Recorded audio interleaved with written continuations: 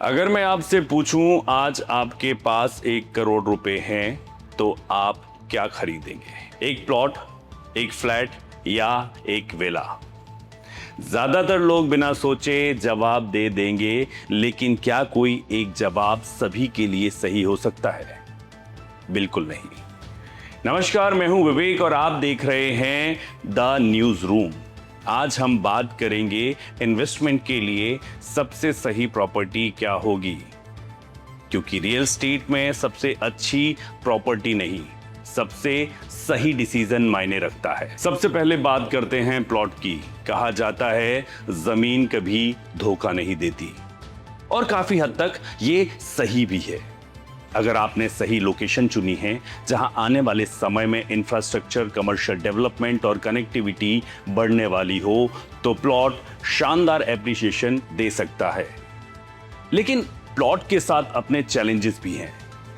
इसमें rental income नहीं होती, डेवलपमेंट का इंतजार करना पड़ सकता है, और डॉक्यूमेंटेशन की पूरी जांच बहुत ही जरूरी होती है। इसलिए प्लॉट हमेशा लॉन्ग टर्म इन्वेस्टर्स के लिए बेहतर माना जाता है। अब बात करते हैं हम फ्लैट की। अगर आपका उद्देश्य इन्वेस्टमेंट के साथ साथ रेगुलर रेंटल इनकम कमाना है, तो फ्लैट एक अच्छा विकल्प हो सकता है।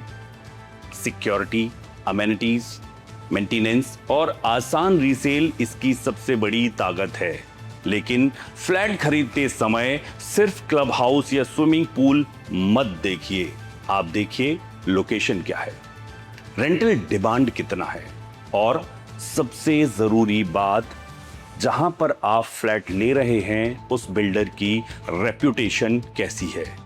अब बात करते हैं विला की। विला सिर्फ एक प्रॉपर्टी नहीं, एक लाइफस्टाइल है। ज्यादा स्पेस, ज्यादा प्राइवेसी और प्रीमियम लिविंग, लेकिन इसके साथ मेंटेनेंस कॉस्ट भी ज्यादा होती है और इन्वेस्टमेंट भी बहुत बड़ा होता है। इसलिए विला उन लोगों के लिए बेहतर है जो लाइफस्टाइल और लॉन्ग टर्म लिविंग दोनों चाहते हैं। आज का सबसे बड़ा सवाल यही है, 2026 में सबसे स्मार्ट इन्वेस्टमेंट क्या है? मेरा जवाब, ना प्लॉट, ना फ्लैट, ना विला। सबसे स्मार्ट इन्वेस्टमेंट है right property for the right purpose. अगर आपका लक्ष्य लॉन्ग टर्म में वेल्थ क्रिएशन है, तो सही लोकेशन वाला प्लॉट आपके लिए बेहतर है। अगर आपको रेंटल इनकम चाहिए, तो फ्लैट आपके लिए बेहतर विकल्प हो सकता है।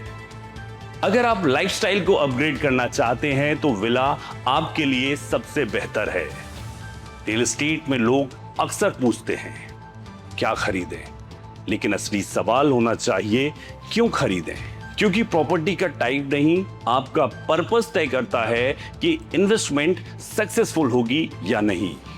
एक बात याद रखिए, प्रॉपर्टी का चुनाव एडवर्टाइजमेंट देखकर बिल्कुल भी मत कीजिए। सिटी ग्रोथ, इंफ्रास्ट्रक्चर डिमांड और अपने फाइनेंशियल गोल्स को देखकर कीजिए। इसी के साथ आज का एपिसोड यही समाप्त करते हैं। अगर आपको यह एनालिसिस पसंद आया हो, तो इंदौर टॉक रियलिटी को फॉलो कीजिए, सब्सक्राइब कीजिए और शेयर तो जरूर कीजिए।